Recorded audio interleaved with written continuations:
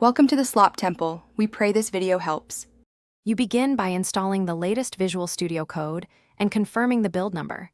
This ensures you have new features and security fixes. Next, enable Auto Update and immediately add core language extensions like Python or JavaScript so you can open files and run tasks. Once done, sign into Settings Sync to keep themes, key bindings, and extensions consistent across machines. Make sure to pick a color theme and an icon pack so the workspace is readable from the start. Now you organize your project.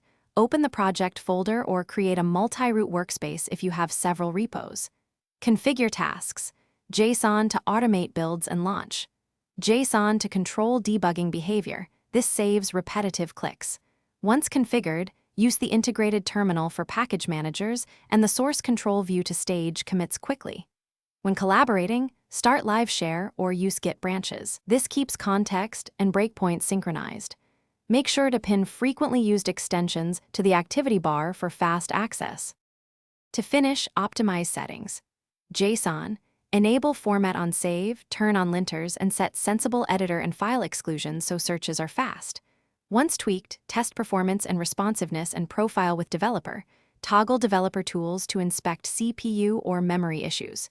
If things go wrong, disable recent extensions, reload the window, and reinstall any that remain problematic. This often resolves conflicts. Finally, make sure to export your settings sync snapshot so you can restore this tuned environment on another machine quickly. Thanks for watching. Consider subscribing if we helped you.